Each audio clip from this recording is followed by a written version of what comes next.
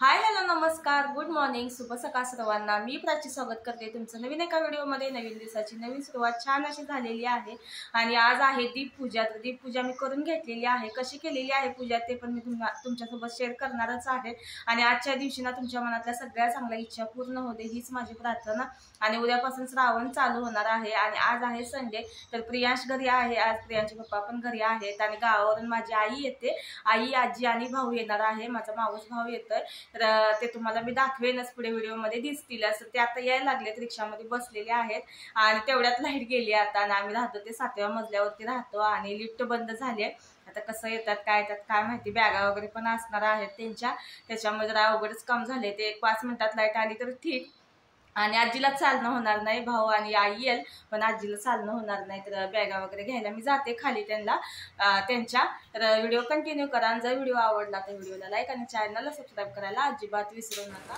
पाऊस पण लागलाय बघा, भरपूर असा पाऊस चालू आहे। कालपासून कंटिन्यू पाऊस पडतोय, पाऊस काय थांबायचं नावच घेणं झालंय आणि लाईट पण गेली। आता कशी येतात काय माहिती। आणि झाडांना काय आता एवढं पाणी घालायची काय एवढी काही गरज लागत नाहीये, तरी पण एक 2-3 दिवसानंतर मग मी घालते पाणी। तर चला आता पाऊस तर चालूच आहे, आता कसे आलेत काय माहित नाही आणि अजून तरी काही लाईट आलेली नाहीये।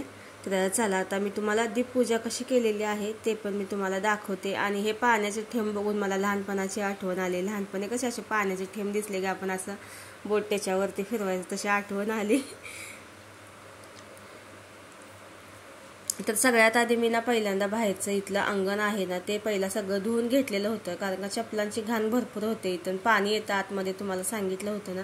तर बघू शकताय कसं पाणी आतमध्ये किती आलेलं आहे। पण आता दिवे वगैरे लावायचे आहेत त्याच्यामुळे हे बरं वाटत नाही, त्याच्यामुळे मी डायरेक्ट धुवूनच घेणार आहे। आणि वारा पण बघा किती भरपूर असा सुटलेला आहे, त्याच्यामुळे दिवे तर लागणारच नाहीयेत। जरी लावले तरी ते विजून जातील असं मला तर वाटतंय, म्हणजे कारण का भरपूर असं म्हणजे हवा सुटली जास्त करून। पाऊस थोडा कमी झालाय पण हवा भरपूर सुटलेली होती। आणि मी 2 कणकेचे दिवे बनवलेले आहेत। आणि आजच्या दिवशी ना दिव्यांची पूजा करतात ना तेव्हा कसं आपल्या घरातले जेवढे दिवे असतात ना तेवढे स्वच्छ धुवून त्यांची पूजा केली जाते। तर माझ्याकडे काय एवढे दिवे नाहीत, एकच दिवा आहे तर देवाजवळ मी लावते। तर मी कणकेचे 2 दिवे बनवलेले आहेत दरवाजामध्ये लावण्यासाठी आणि त्याच्यामध्ये ना तूप टाकलेलं आहे, तुपाच्या वाती मी बनवून लावलेला आहे। तर छान अशी मस्त अशी रांगोळी पण काढली, छोटीशीच काढलेली आहे कारण भरपूर असं ओलं झालेलं आहे बाहेर। त्यात मी धुवून पण घेतलं आणि ओलं तर ते होतंच पावसाने, त्याच्यामुळे जास्त मोठी रांगोळी काढत नाही, अशी छोटीशी रांगोळी काढते आणि दिवा वगैरे लावून घेतला। देवाजवळ पण दिवा लावून घेतलेला आहे। तर अशी माझी छोटीशी दीपपूजा झालेली आहे। आणि आता गावावरून आजी ही आलेली आहे, तर अजून कोण कोण आलेलं आहे तुम्हाला सांगते, कारण का मला तर वाटत होतं फक्त आजी आई आणि भाऊ येणार आहे, पण अजून आलेले आहेत, वहिनी पण आल्यात आणि मुलं पण आलेली आहेत। तर हे मला माहित नव्हतं वहिनी पण येत आहेत आणि मुलं पण येत आहेत म्हणून। तर पहिल्यांदा सर्वात आधी त्यांना चहा बनवून दिला, कारण का पावसात भिजलेले पण आहेत आणि एवढा मोठा प्रवास करायचा म्हटल्यावर पहिल्यांदा कसं चहा पिला की बरं वाटतं। आता चहा पिऊन ते फ्रेश वगैरे व्हायला लागलेत, आंघोळ वगैरे करून घेतील, तोपर्यंत मी यांच्यासाठी नाश्ता बनवत आहे। तर रात्री मला समजले की अचानक ते यायला लागलेलं आहे, त्याच्यामुळे की नाही म्हटलं सकाळी नाश्त्याला म्हणजे पटकन काय बनवता येईल असं म्हणजे विचारानं मी डोश्याचं पीठ आणलेलं आहे। तर रेडीमेड पीठ आणलेलं आहे डोश्याचं। तर मी आता डोसे बनवणार आहे नाश्त्यासाठी आणि खोबऱ्याची चटणी बनवून घेणार आहे। जर आधी माहिती असतं तर मी घरीच बनवलं असतं पीठ, पण मला माहितीच नव्हतं। आणि बरेच डोसे मी आता ह्या 1 आठवड्यामध्ये ना बरेच असे वेगळ्या प्रकारचे डोसे पण तुम्हाला मी बनवून दाखवलेले आहेत। म्हटलं आज थोडं वेगळं पण बनवूया, त्याच्यामुळे की नाही डाळ तांदळाचे डोसे सगळ्यांनाच आवडतात, मुलं पण आहेत ना भावांची त्यांना पण आवडतं, सगळ्यांनाच म्हणजे आवडतं डोसं।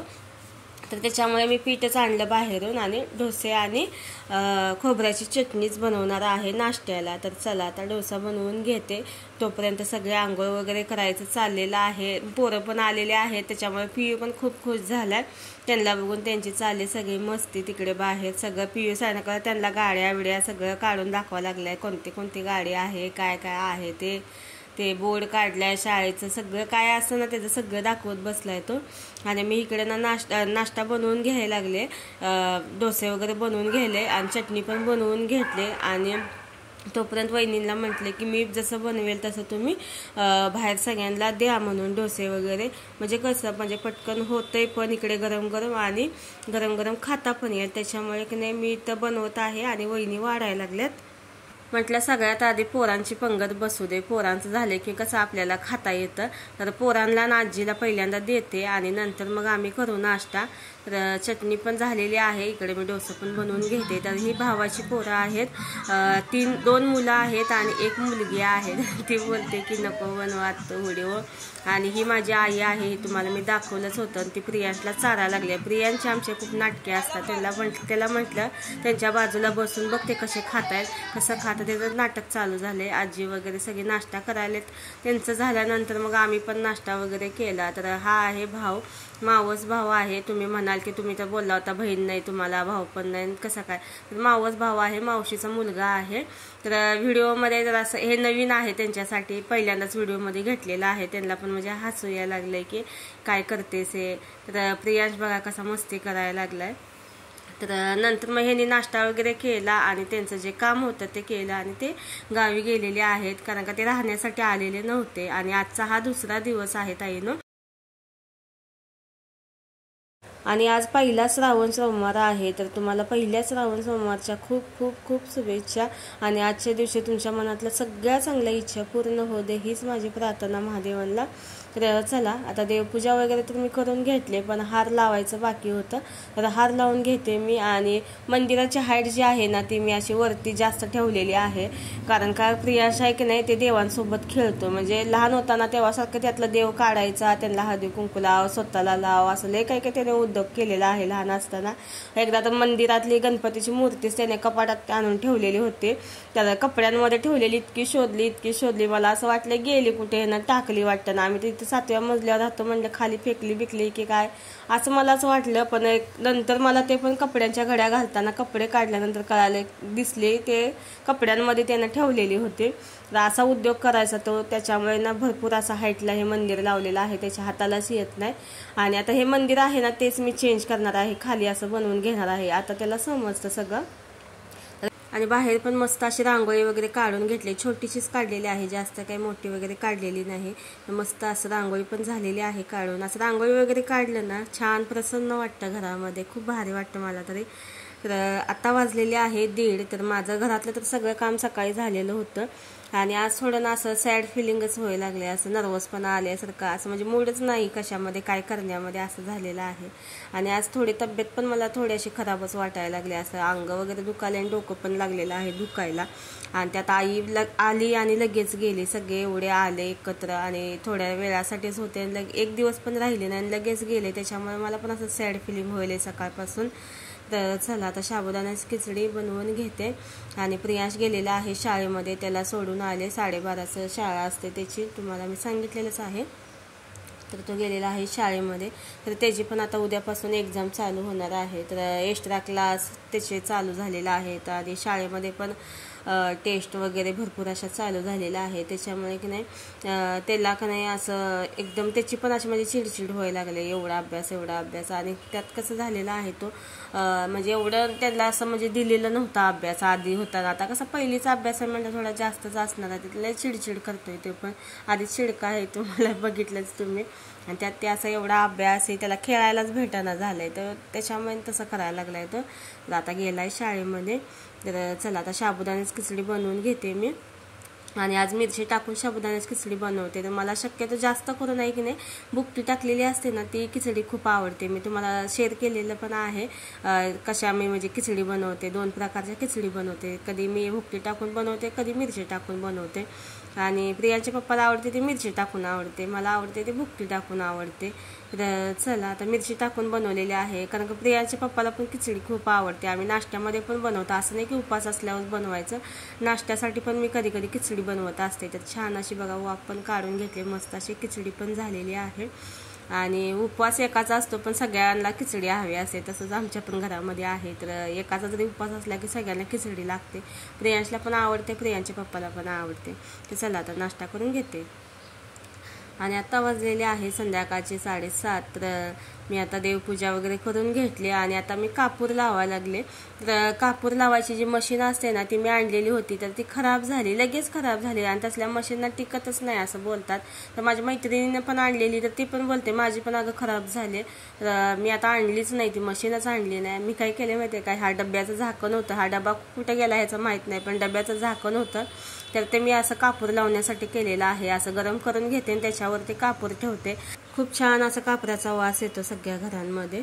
तर चला आता कापूर वगैरे लावून घेतला आणि पेटवला ना कापूर तर त्याचा काही वास वगैरे येत नाही, फक्त ते पेटत राहतं. आणि असा कापूर ठेवला ना इतका छान वास येतो ना घरामध्ये, भारी वाटतं, प्रसन्न वाटतं मेन म्हणजे घरामध्ये. आणि आता मी पनीरच्या भाजीसाठी हे बघा टमॅटो पण किडका निघाला, तर वरून इतका छान दिसतं, इतका फ्रेश आहे, पण आतमध्ये किडका होता.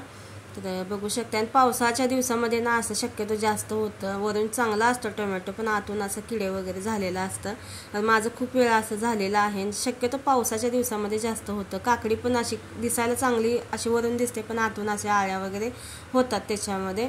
आणि काय काय म्हणजे ताई काय करतात, डायरेक्ट टोमॅटो असं डाळीमध्ये वगैरे शिजायला टाकतात अख्खा. असं तसं करायचं नाही, पहिलं बघायचं. माझं हे दुसऱ्यांदा झालंय बघा, आधी पण एकदा झालेलं माझ्यासोबत असं, टोमॅटो वरून चांगला नातून असं आळ्या वगैरे होत्या. आता लाईव्ह मध्ये तुमच्या समोर झालं हे.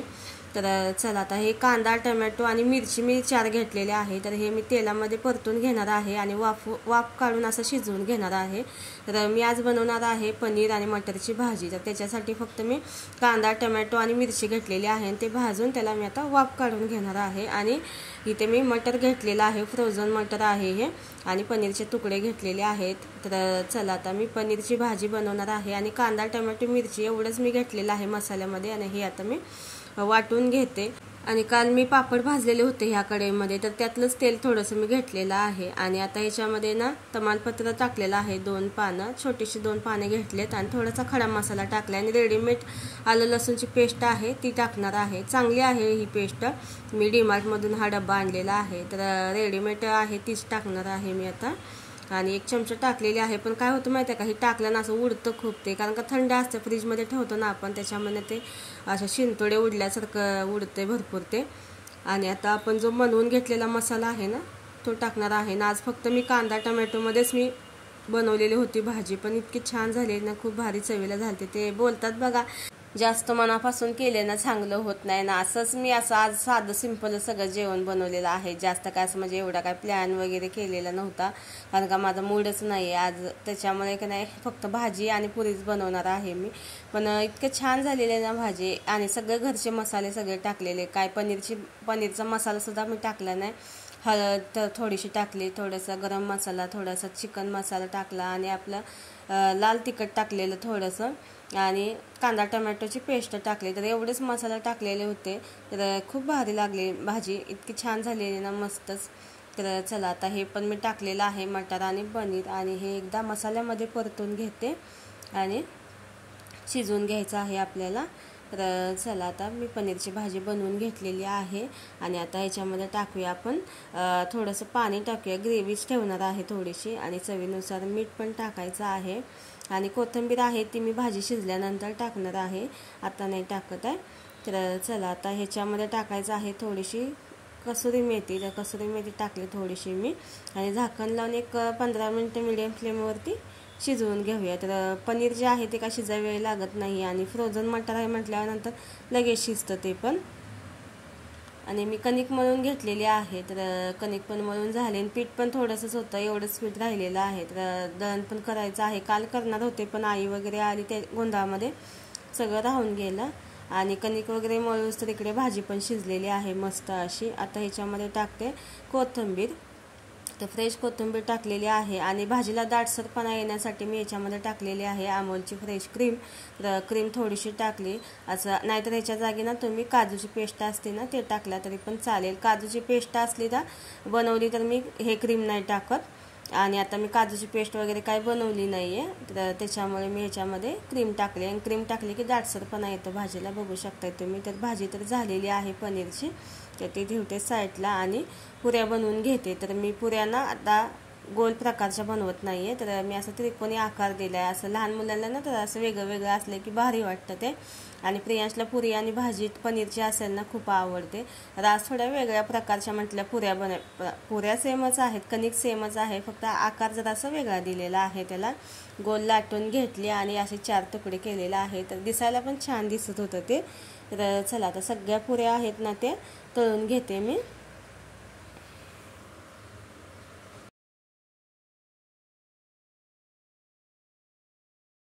स्वयंपाक झालाय सगळा आणि आता देवाला मी नैवेद्य दाखवून घेते. गोड काय मी बनवलं नाही, त्याच्यामुळे ना गुळाचा खडा मी ठेवते.